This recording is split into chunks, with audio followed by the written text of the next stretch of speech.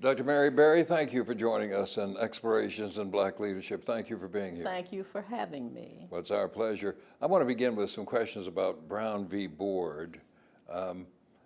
What did it mean to you when you first heard that the Supreme Court had made this ruling?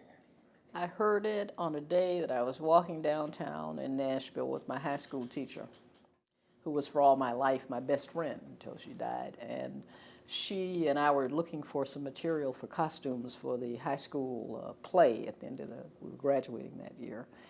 And we saw the headline on the newspaper. I hadn't seen the paper that morning, and it said, Supreme Court just says segregation over, illegal, or something like that. And I said, oh my goodness, Mrs. Hawkins, isn't that wonderful? It means that next year all the children will be going to school together. And she said, not so fast, Mary Frances, not so fast. And I thought it meant that if the schools were desegregated, that everybody would just start going to the same schools, and that was the end of segregation. But of course, in talking to not only her, but everybody else in Nashville and my family, people said, nothing's going to happen overnight. You can forget that. And they were right, and I was wrong. Now, what has it turned out to mean? Despite this optimism you had as a young woman, what has it turned out to mean? Well, what Brown has meant depends on what you think Brown was supposed to do. Thurgood Marshall and the lawyers thought that the case would provide a basis for equal opportunity for black kids, and that one way to do that was to desegregate the schools, since they had tried equalizing them and that didn't work. And it wasn't about, as Clarence Thomas says, black child has to sit next to a white child to learn, but it was about, if we can find the resources, we can deal with the tangible and the intangible factors, maybe we can improve the education of black kids without doing harm to anybody else's education. That's what I think Brown was supposed to mean. Now, what it has meant is the schools, of course, have not been desegregated. I mean, 2/3 of black kids go to racially isolated schools, 3/4 of Latinos kids do so, and most white kids go to racially isolated schools. It has improved the quality of education for some people, but by and large, it has not for those who have been left behind, which is why we keep working on it. Brown also is something else. It became immediately an icon, a symbol of America's commitment to justice, to racial justice, and to being the best of a multiracial democracy. So in the minds of many people, Brown stands for more than this segregation or desegregation. It stands for, we made a commitment as Americans that we were going to change, and that's what Brown signaled. Now, how did it impact you? Personally. Obviously, you were a senior in high school when you heard about it. Didn't affect your high school education. But in the years since, how's it affected you? Well, in the years since, so I had the segregated education right through Brown. Then in college, went to predominantly black institutions, first to Fisk and then to Howard, so it didn't affect what I did there. It affected jobs that I had to work in order to put myself through college, and there were some jobs that I was able to get that before relatives of mine were not able to. And even though Brown, that's what I mean when I say Brown was about schools, but it was also about other things. For example, when I came to Washington and I was working at a hospital, and I got an opportunity to work in the lab, and they'd never had any black people working in the lab before. It was sort of like the ethos of what the kind of change that should take place. So then, of course, the overall change in American society, Brown leading up to the boycotts, the success of the Montgomery boycott, and then the whole civil rights movement, naturally had an enormous impact on the kind of life I could lead and the kind of education I could get. Now, who are the people who've been most significant in your development, beginning with your folks, your family? Who helped you become you?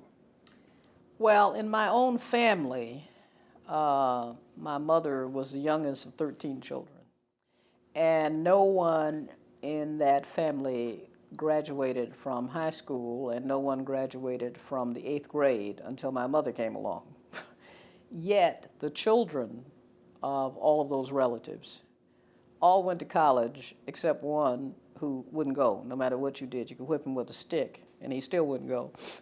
But everybody else went and everybody else graduated, okay? and everybody else had some kind of professional job after that.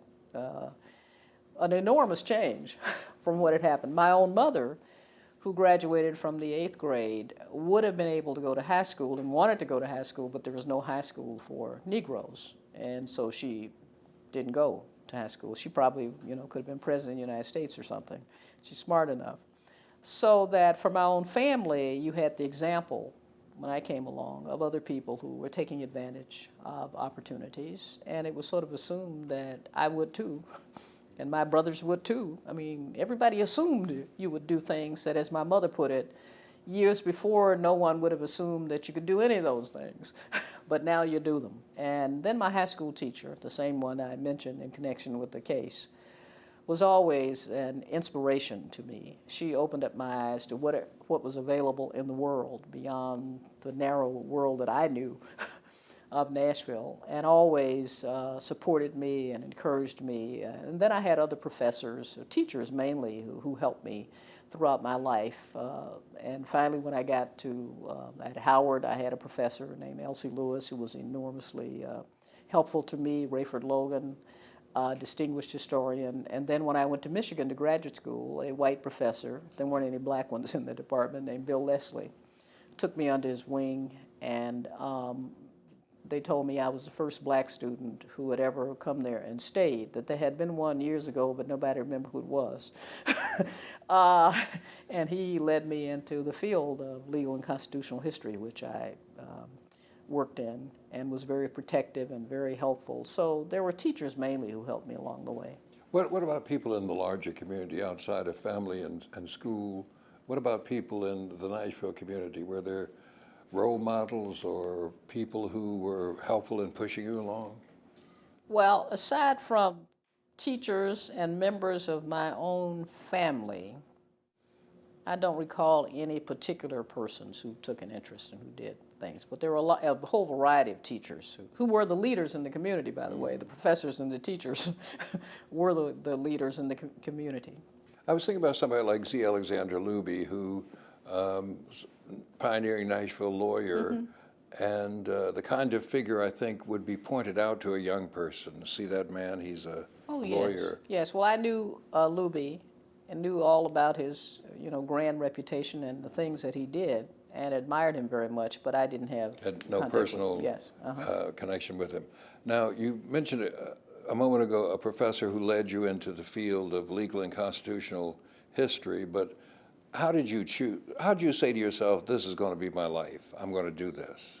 Well, I wanted to go to graduate school, and Elsie Lewis, the professor at Howard, encouraged me to apply to a bunch of places, and I got admitted to all of them. And I got admitted to Michigan, and the reason why I went there was because I needed a job. And they weren't giving fellowships to black students or anything like that, and they certainly weren't going to give me a fellowship, even though I got admitted. And so a friend of mine got me a job at the hospital in Ann Arbor. And that's why I went there instead of going to Cambridge or someplace else.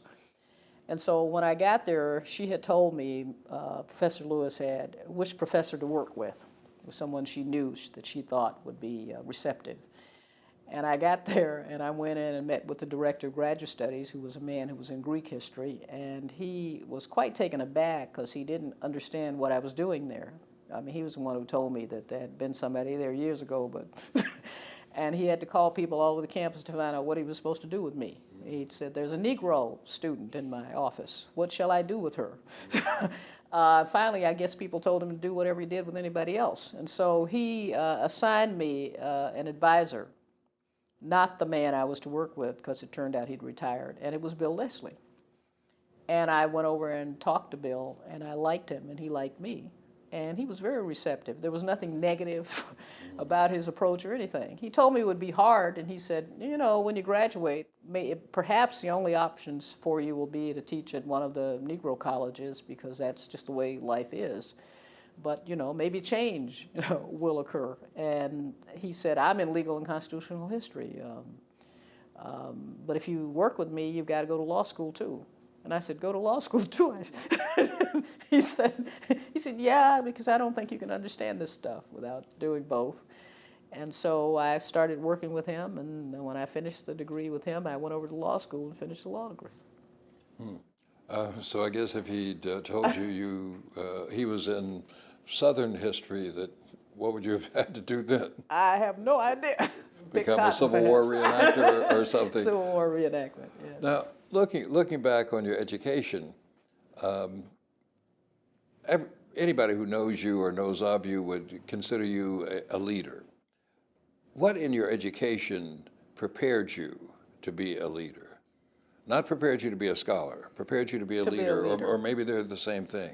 I don't know. I've been asked that question. I've thought about it. I'm not sure I am a leader. Take it for granted, just for the purposes of this, that you are a leader. Well, we can pretend hypothetically, because I'm not the head of an organization. Or you don't have to be a leader. Whatever. You have to be someone that people pay attention to okay. and listens to. And, all right, and for this definition of leader, I've thought very often when people say to me, why do you do the things you do? The activist kinds of things that I do. And to some extent, I attribute it to my background and experiences as a child growing up. And they were? Being poor and being, the sort of hard scrabble existence, but also the example of my relatives and my cousins and everybody striving, and some of the bad things that happened to people, racist things that happened to people and to me as I was growing up as a child, and responding to those and feeling hurt by them. But you never can know really what separates one person from another, because I've got cousins and they're not activists, and my brothers, so. So the question is, why were you the reactor, and they not? What did distinguish you from your cousins? For the whole of my life, whenever anyone did anything that I thought was unfair or unjust, I would respond to them and object without ever thinking about how much it would cost or what would they do, or it never entered my mind. I would, sometimes the consequences were severe, but if I thought it was unfair or if I thought it was unjust, I would have to tell them. But where this notion in you of right and wrong, where'd this come from? When did you say to yourself, gee, that's not fair what's happening over there? How did you determine that? What does that rest on? How did you know this thing was unfair? I have no idea. I don't know whether it's religion or whether it's taught ethics or whether some sense or what, but I do have this very deep inner core which tells me that if something's wrong, don't tolerate it, no matter what it is. And when things are wrong, and I could be wrong, perhaps what I'm seeing as unfair is really fair, but I always go by my own instincts. And if I see people are being hurt, and I feel that they haven't done anything to deserve whatever is happening to them, or if I see people who no one else is helping them, or people who take advantage of other people, or any situation where I think people have gotten ahead by advantage when it's not the right thing for people who are left behind, I just react to it, and I don't give a second thought to whether I should be doing it or not. So to you, are you saying this is a function of nature, of your own personality, rather than some nurturing you receive from school or family or church? It may be something, I think it's a combination. Part of it may be what I was taught by people like Minerva Hawkins, who spent a lot of time teaching me about things. Part of what I saw in my own family that happened with people, unfair things that happened to relatives and so on. And partly things that happened to me that I didn't think were fair. But let me interrupt. It's one thing to decide that something you've seen is unfair. I think lots of people do that. Or something that happened to you is unfair. But it's another thing to take the next step and say, well, I'm going to do or say or argue, I'm going to do something about it. So that's, I guess, what the question is about. Well, I happen to think, I hadn't thought much about this, but knowing that happens to almost everybody at some time, and some people respond and others don't, then it must be something where your experience is either different or it's innate, one or the other. It's a personality What is it with you? characteristic. I have no idea. I wish I didn't.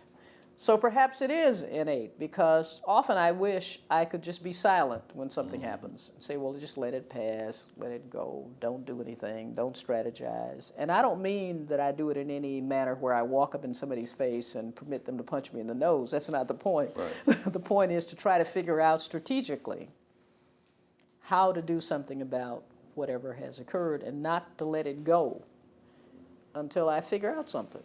Do you ever have the feeling that if you let it go, nobody will do anything about it?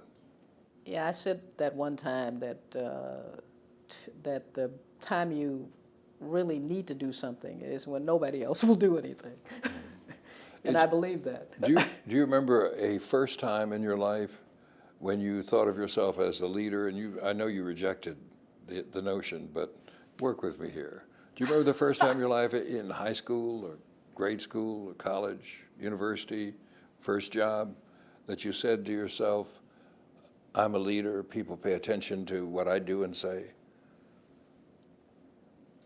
Well, when I had this job at the hospital and I was supposed to be learning how to do laboratory work, medical laboratory work, and that's what I'd signed on for. And they decided that they needed someone to work in the cleaning area to clean needles. In those days, they squirted disinfectant through needles and cleaned them.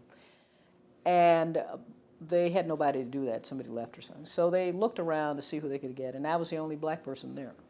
So they said, you go down there and clean out those. From now on, you're going to be a needle cleaner. And I wouldn't go. I said, that's not what I was brought on for, and I don't see my life as being a needle cleaner. And if I learn how to work in the lab, which is what I signed on for, I can get a better job and move up and not being a needle. So I'm not going. And I wouldn't do it.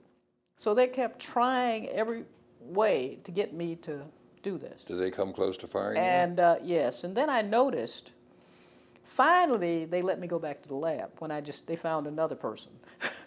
But I noticed that other people who worked there, other white people who worked there, and some of the black people who had jobs that were more menial, they began to come to me to say, you know, you're right about that. The only reason why they did it to you, you've been here longer, you came here to learn how to do this, and now they're going to make you go down there and clean needles. And they seemed to think that that was an important thing to do and an important step that might change some things around there for them too. And that's the first time I ever thought about it. So you became an example for the others. It seemed that way, yes. You've written about some early experiences, family experiences, where you had to go to an orphanage. What did this teach you? What did you learn from these experiences? Well, being in the orphanage is the earliest memory I have. And that memory is of my brother's voice crying, which haunted me for years. And I was so young that I couldn't connect what he was crying about. It was just a memory of him crying. And then he explained it to me. They all explained it to me. He was hungry, and he was crying because he was hungry. And he was just perpetually hungry because we were in this awful orphanage run by a man who took money from the local social services and didn't spend it on the kids. And it was like some horrible Charles Dickens story. And he would whip the kids if they tried to find some food somewhere and a few crumbs. And one of the men who worked there would cook pork chops for himself, I was told, and then eat them and then give the bones, sell the bones to the kids, because if their parents came, their one parent who came to see them in some cases, or a relative, and left the money, he'd take the money and sell them the bones. So it was one of those horrible places. So I was there as a baby. I must have been about 2 or something. My father had left, and my mother didn't have anyone to help her, and so and had nobody to keep us. And so she put us in the orphanage, and she would come to see us until she could figure out what else to do. And later on, she came and got us. But I remember that experience and the crying, which I can still hear now. It's never gone away. There were other kinds of formative experiences that I recall. The one about the motorcycle cop who in Nashville was very well known by everyone in the community, in the black community where I lived. He would drive around harassing black people. And he drove up into the yard of my cousin where we lived after we got out of the orphanage. And I must have been about 4 or something by then, or 5, 4, I guess. And we were all standing out in the yard, which looked huge to me then, and now I go back and it's so tiny. Playing, the kids, my older cousins would play ball, and they would watch us in the summertime. And all of a sudden, this motorcycle, this noisy thing, rolled up into the yard and scattered all the little kids like baby chicks, and we all just ran, crying. And he went around and around and around and around and around. And then he went up to one of the kids and said, "What's today?" And the kid said, "Monday." And he said, "Call me Mr. Monday," and tried to run over him. Mm-hmm. And our cousins grabbed us, and then he drove off. And I said to my older cousin, "Who was that? What is that?" He said, "Police." He told me it was the police. Mm-hmm. So from then on, in my mind, I associated police with Mr. Monday, who I found out, I don't even know if his name was Monday, but he would do that on whatever day it was, go around. People would be sitting on the stoop, and he would run up and say bad things to them. So that gave me some bad, that was a very bad experiences. And then there was the other one that I recall very well when I was working for this white family when I was about 11. And I was supposed to babysit with their little kid and iron clothes while I was babysitting. Daytime in the summer, and I discovered there were some record albums on the shelf, and I started playing them while I was working. And I really loved one particular one. And one day the woman came home, and I said, "I had a great time today. I found this wonderful album here. You know, I really love this music. It's great, it's great." And she snatched it out of my hand, and I said, "You shouldn't be listening to that. Who told you to listen to that? Leave those records alone." And she said, "You just leave them alone. It's not for you." And I was very hurt because I didn't know what I'd done. I mean, I knew I'd done something wrong, very wrong. And I went home and I told my Aunt Serena, and she said, "Gal, you stay out of those white folks' things." And as I told somebody, I stay out of white folks' things, or if I don't tell them I've been in them. But it was mainly, this was one of Beethoven's symphonies, which I loved very much. But every time I hear it now, I think about that woman telling me that wasn't for me. So maybe some of these things, the accumulation of them in some way, had something to do with the sense I have of injustice needing righting in the world. But I must tell you that I also continued to work there, and I continued to play the music when she wasn't there. Yeah. And she never caught you again? No. Think about this. What do you see as the difference between vision, philosophy, and style? How do the three interact for you? Vision, philosophy, style. Well, philosophy, to my mind, is the contextual framework within which you operate. And there's just certain things up with which you will not put, or certain things you believe in. And vision is looking at where you are and looking where people are who you care about and figuring out how do you get to the next level. How do you solve something? How do you get something done? Being able to see what might work and what won't work. And leadership style, it's how you go about getting those things done. And some people do it in a way that prods people. Other people do it by leading by example. Other people it just depends on what your style is. But you must have, everybody's got a particular leadership style, but if you don't have vision, as the Bible says, the people perish. And if you don't have if your contextual framework is awry, none of the other pieces will fall into place. Mm-hmm.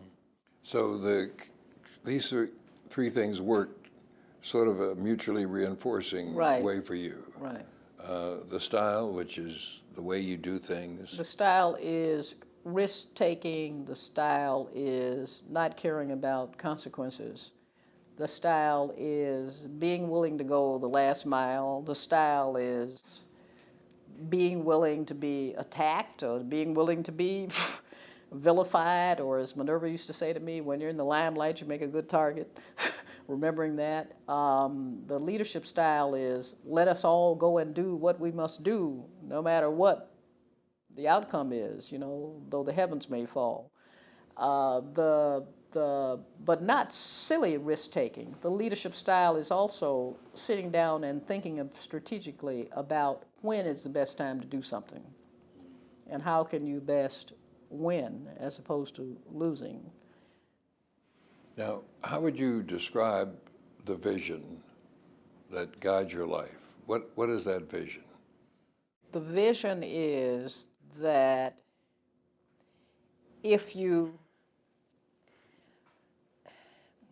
that it is possible to open again what I call windows of opportunity for people who have been deserved and not given opportunity sufficiently, in my opinion. If enough good people would get together and be persuaded to do something. And it's not just a matter of information. I used to think that if people had enough information, they would act, but that's not true. It's how do you inspire people, how do you compel them to do something? The squeaky wheel gets the oil. But that you can. Right now, for example, I think we're in a period in which windows of opportunity have been open for a whole lot of people, but they've been closed for a lot of other folks who've been sort of left behind. And the question is, how do you get those who've moved on to understand what is necessary and that they ought to do something that makes sense about the people who have not been pulled along, and that they don't make excuses and think up rationales that make it rationales that make them feel comfortable with not doing the hard things, which is where you need to attack, you attack. Where you need to confront, you confront. Where you need to explain, you explain. You do whatever is necessary, but don't blame the victim, as it were, and say, oh, well, these people, or blame other people. And that's where we are right now. And so the vision is that you can do it. The problem is figuring out how you can do it. Now, has your vision changed over time? Yes. How so? Lots of ways.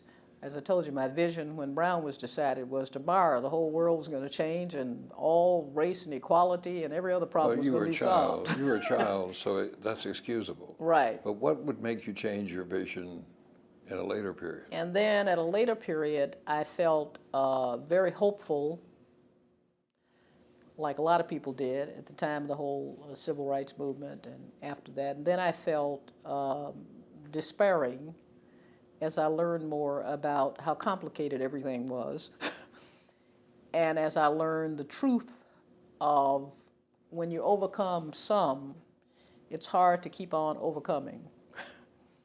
People started feeling comfortable with the overcoming they've already done, and that complicates matters. So that's when I started changing my vision and modifying and saying, what else is necessary to make you go the next step? And then I sort of think things do go in cycles. That's where I am now, that things do go in cycles, and you should never feel down when something isn't working, because there will be another time when it will. So your vision is adaptable. Yes. What works here may not work here, but there's always here. Right. Third place. Right. Do you have a vision of what ought to happen, what the world ought to be like, even in the perfect world? What would that be like? And how does your vision instruct you with getting from here to there? I think several things try to be concrete. On questions of gender equality, I think that men and women ought to understand that they both are responsible for taking care of children, and that it's not just a woman's role, and that women can never be equal unless we understand that. and not so much that men understand it, but that women understand it. And that women should, and so both men and women then have these responsibilities. I think that on questions of racial equality, we have to get over using specious reasons, I call them, for denying opportunity to people. For example, in higher education, we argue that standardized test scores are the holy grail for deciding whether somebody should be admitted. That's what people argue. And almost everybody I know, including me, knows somebody who got admitted or they encountered who had great standardized test scores and didn't do very well, and other people who had lousy ones and were really smart people who did very well. And we all know this, but we still go around denying opportunity to people based on test scores. We're in denial about a lot of different things. I think opening up opportunity to people in a real way is what I think should happen in a perfect world. I think so. I see these as goals, but my vision is simply a world where barriers, where discrimination, invidious discrimination, doesn't exist, and where specious rationales are not presented for denying opportunity, and where people can sort of decide what they want to do, and where I would like the human rights covenant, something like the human rights covenant of the United Nations, to apply generally to everyone, that people do have a right to decent food and housing and health care wherever they are, and that there are certain minimal things that people ought to have. Some people characterize making leaders in three separate ways. One, great people cause great events. Two, movements make leaders. Or three, the confluence of unpredictable events creates leaders appropriate to the times. Which of these fits you? I think it's number three. Number three. Confluence of Unpredictable events creates leaders appropriate for the time. Well, let me argue with you. Your childhood experiences, the racism, the deprivation that you suffered, this wasn't really predictable, was it? Or was it? it was unpredictable. It was unpredictable, okay. And those unpredictable events helped to mold you into who you are today, the person you are today. Although they happened to other people and it didn't mold them Indeed into the so. person I guess that's what today. I'm reaching for. Why, again, did this have an effect on you and didn't have an effect on the next person? If I could answer that, I would be wiser than Solomon. I don't know the answer. So I always think these things are a matter of nature and nurture. And so it's a matter of how people respond to events.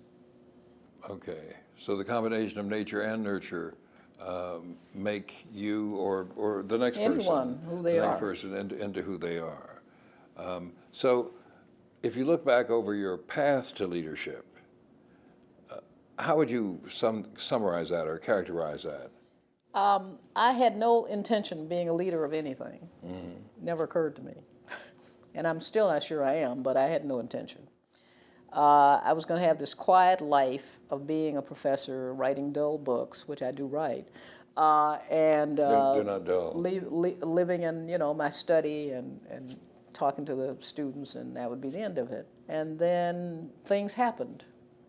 And things were offered to me or happened to me, and I was put in positions.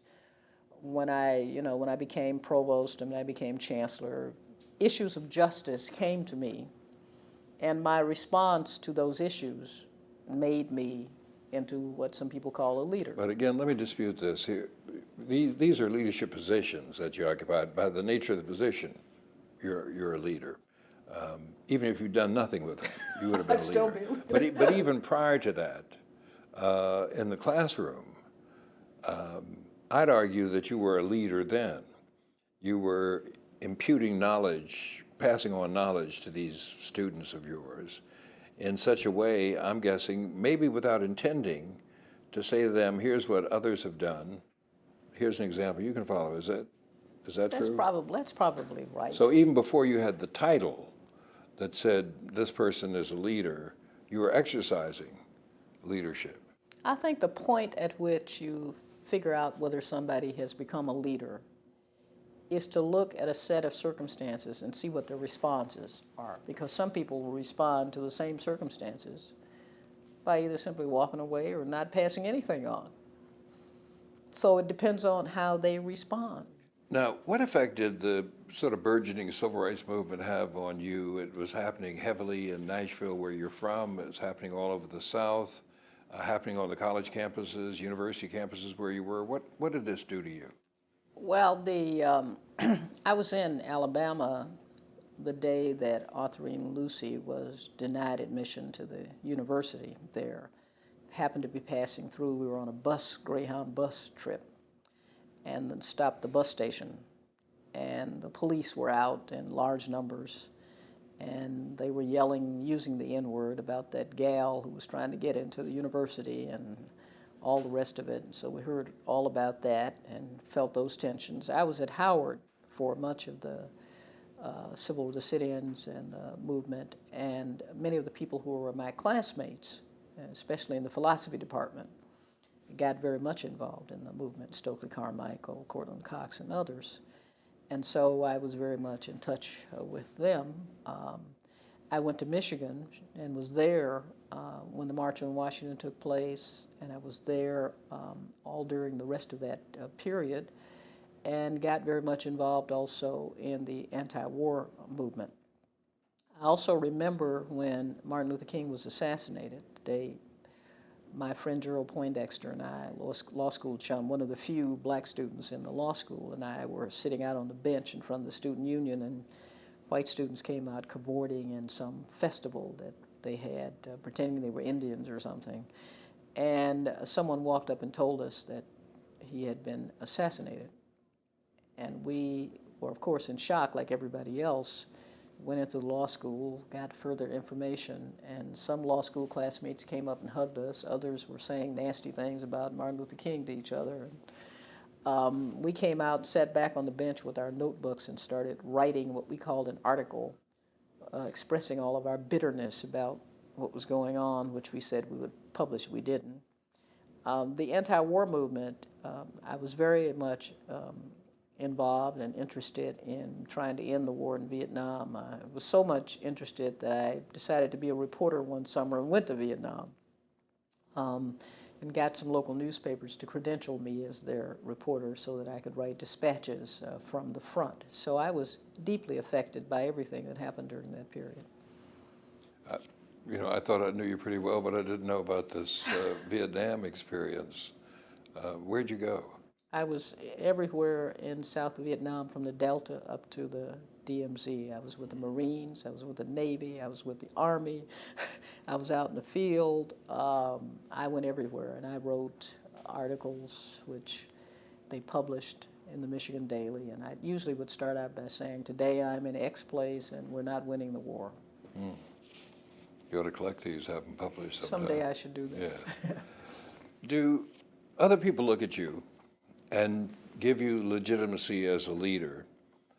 Or even for yourself, is this because of your ability to persuade people to follow your vision, or in your ability to articulate the agenda of a larger movement?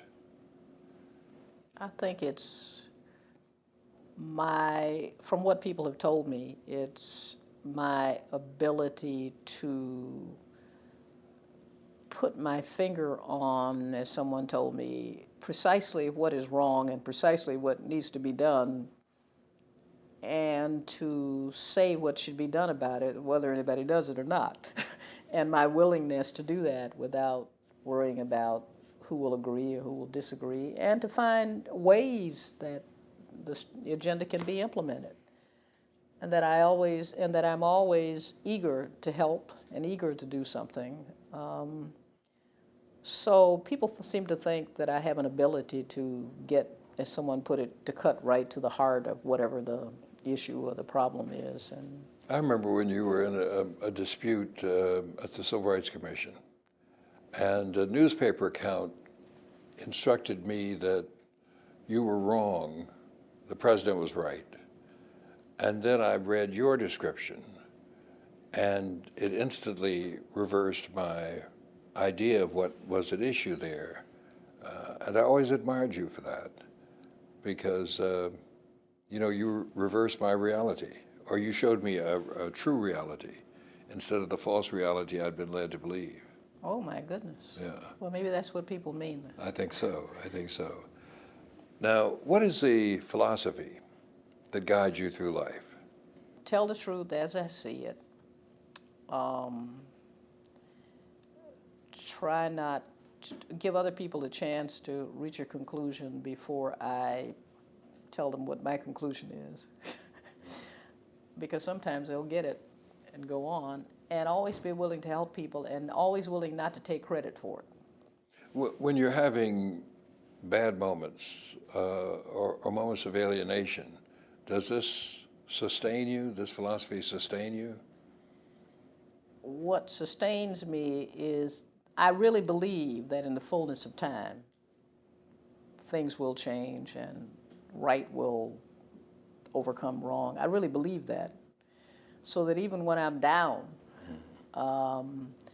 even in the worst of times, I always think that somehow, things will change, and what I think needs to happen will happen, and most of the time it does. It takes a while, but it happens. So would it be fair to say you're an optimistic person? I'm an optimist, yes. And are you, I'm sorry to say, never disappointed, or? Oh, I'm often disappointed. Most of the time, what I'm disappointed with is when I think other people understand and that they're willing to go the last mile too, and I find out they're not. And they That's didn't, what disappoints and they me. didn't understand. I'm never disappointed by my enemies because I don't expect anything of them except opposition, and I never underestimate what they will do. I'm only disappointed when people who I think are allies turn out to falter or not being willing to go the last mile or something, when I misjudge them, and then I'm disappointed. Well, let me shift gears here a little bit. How does race consciousness affect your work? Are you a leader who advances issues of race or issues of society, or both? I think both. I'm race conscious because of my own experiences, background, and there's no way not to be race conscious. I am gender conscious because I am female in a society in which females have been ascribed in certain ways, and I have to be conscious of that. I'm conscious of injustice done to anyone, even if it's not somebody who I share with racially or in terms of gender, because it's injustice. And so I'm concerned about race. I used to say that all the time when I was at the Civil Rights Commission. We did a lot of work on race, but I would tell the commissioners, we're not a race commission. We have to be concerned about gender. We have to be concerned about, people who are older Americans. We've got to be concerned about, and we're not a black commission. We're concerned about all these issues of justice. And so I am race conscious, but I'm also concerned about justice in society in general. Is there such a thing as a race transcending leader? There are people who think they're race transcending leaders, or who hold themselves out to be throughout the history of people in the world, who hold themselves out to transcend their race. Just as there are people who hold themselves out to transcend their gender. They don't really. But there are some people who believe that, who will be described as race transcending persons. And what that means is they don't seem to be race conscious, or they don't talk about it, or they don't push it, or they don't try to advance it, and therefore others see them as someone who's trying to be race transcending. But they're never really race transcending if you follow the issue of what happens to the person, or what their whole life history is in the end. As John Hope Franklin often says, when I go to bed at night, even if I'm 90-something, I'm still that little black boy after all that's said and done, and after everything that has happened. So people aren't really race transcending. They can pretend to be, they can have a pose to be, they can try to make others feel comfortable with them by being. There are all kinds of things that you can do, but you don't really transcend it. Do you have a different kind of leadership when you're dealing with groups that are all black or mixed race or all white? Are you different in these situations? Well, I communicate with people, I hope, and I try, in ways that will let them understand me. And I try to sense, it's just like sensing an audience when you're speaking. Like how will I talk to this audience to make them understand what I'm saying? So if I'm talking to an audience of people who are all black and they have certain common experiences, I know that there's certain things I can say to them that I don't have to explain. If I'm talking to white people, there are certain things that I may need to explain. I may not. You can't always make that assumption. So I don't think the message is any different. I just think the way of communicating it may be different. I was thinking about the recent example of Hillary Clinton and Selma adopting this, what I guess You mean some dialect. kind of dialect. And the crowd listening to her responds enthusiastically. Now, I thought that was because she was quoting a well-known hymn. I don't feel no ways tired. And I mean, that's an automatic response with the audience. But she came in for a lot of criticism for that.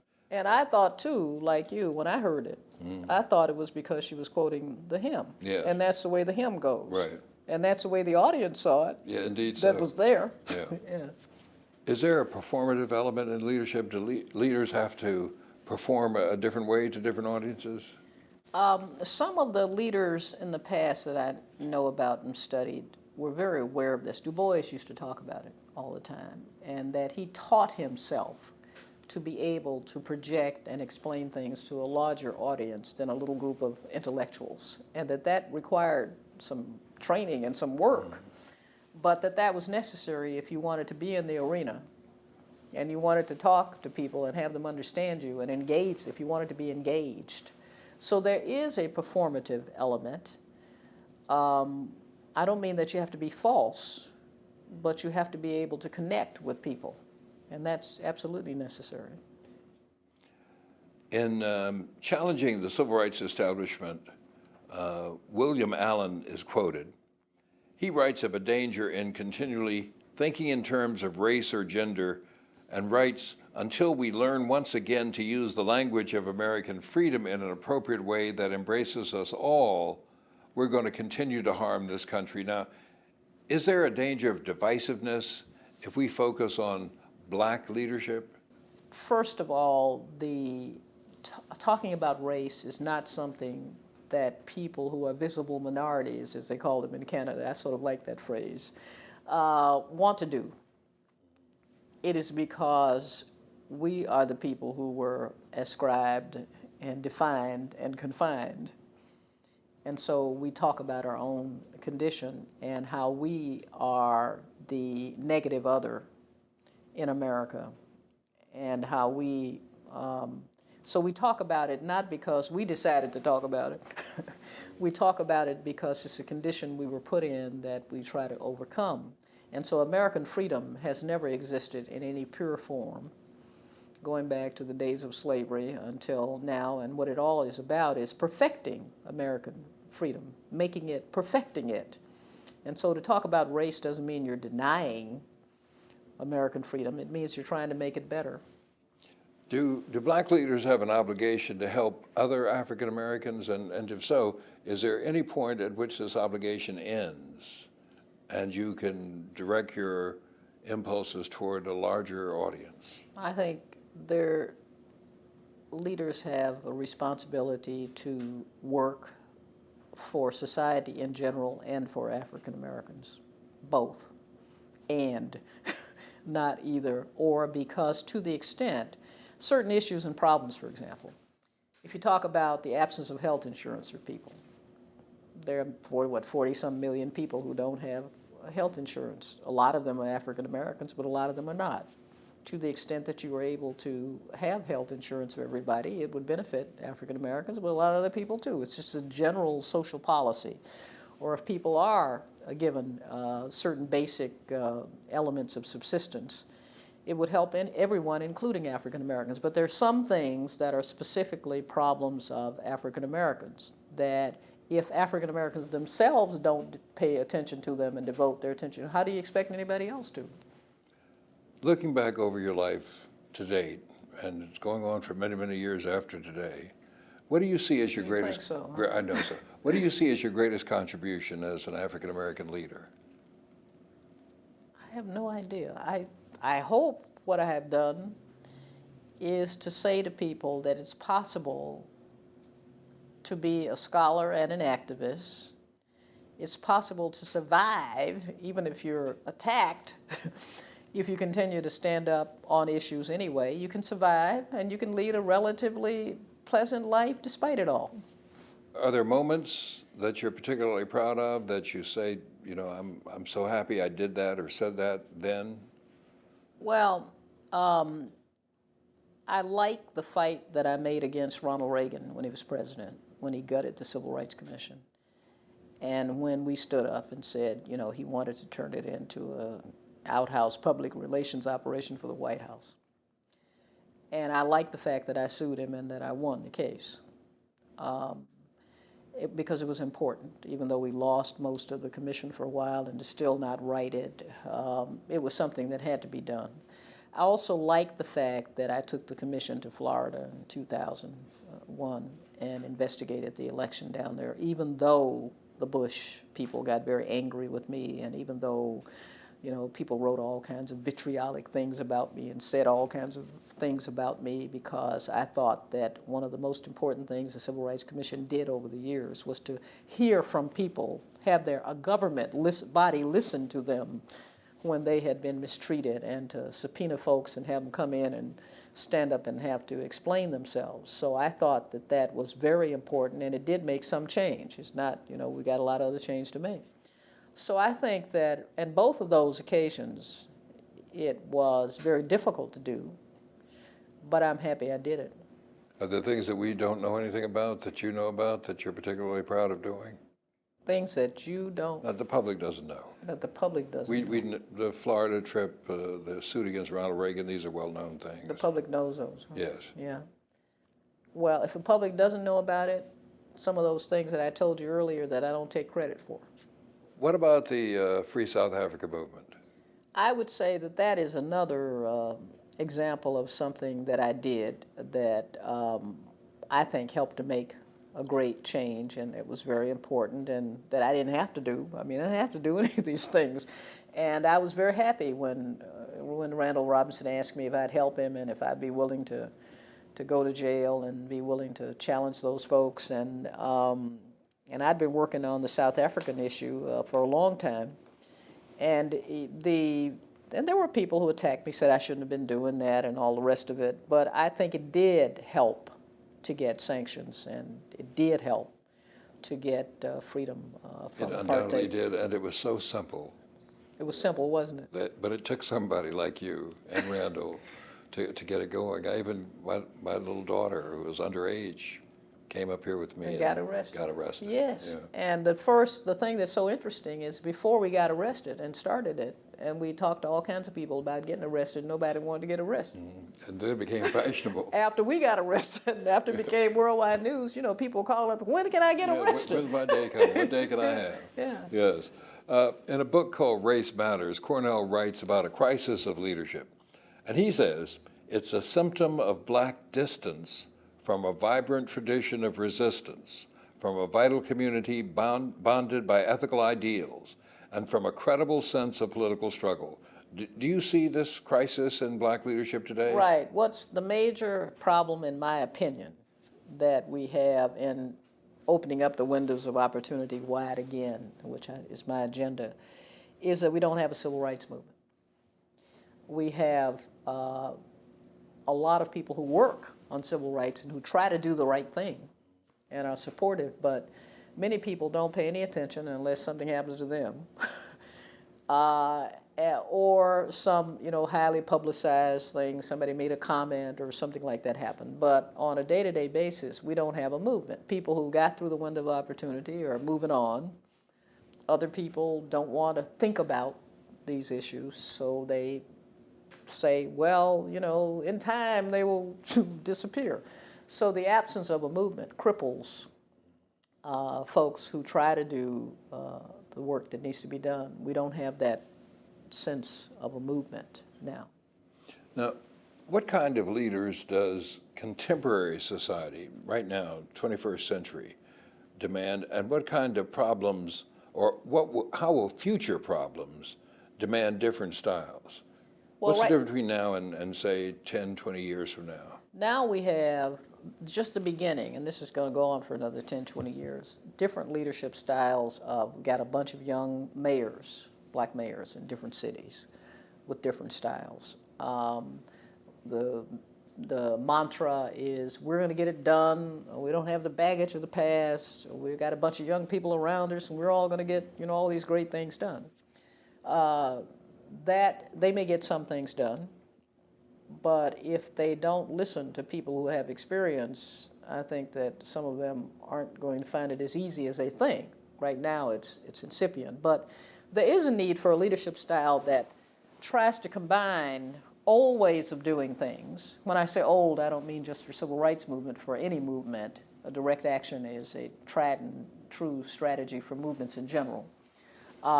New ways of doing things, trying to find ways to do what you want to do and get it financed to help people without abandoning what you need to do. And there are all these educated black folk who the civil rights movement made it possible for them to go to universities and get degrees, and there are all kinds of fields, and they're doing all kinds of things in the corporate world and everywhere else. So they ought to be able to put their heads together and come up with some strategies. That's not the problem. The problem is inspiring people to believe that they need to put their heads together to come up with some strategies. And I don't know who or what will make that happen. In the future, how can we be sure that we have effective leaders? Is there some way to foster leadership? A lot of schools have sprung up, leadership schools. Is this something you can teach? I think you can teach what seems fair and what isn't, and right and wrong, but the more I think about it, part of it is some people have what it takes to be able to withstand what is necessary to be a leader in trying to make social change, and other people don't. But there will be people, because there always are. So that I don't think they'll come necessarily from a leadership school. Mm-hmm. So are you saying you don't have to grow them, but they just grow? When you see them, like when Minerva, I guess when she saw me, she told me this when I became an adult. She already figured out that I had what it took. I didn't know I had what it took, but she knew. And so she did everything she could to make sure that I understood how to do things. And then that I also knew what brickbats would come and all that. She just, she did that her whole life, and for me. So she nurtured me in a sense. And she said, I was a diamond in the rough. And she saw me, and she knew. So when you see people who have what it takes, try to grow them. But if they don't have what it takes, then it's going to be kind of hard to, Do you think, it seems to me you're saying such people will come? Oh, yes, they will. They always have. May need nurturing, may need pushing, yes. may need developing, but they will come. And when you see them and they need it, do it. All right. Mary Frances Berry, thank you for being with us. Thank you.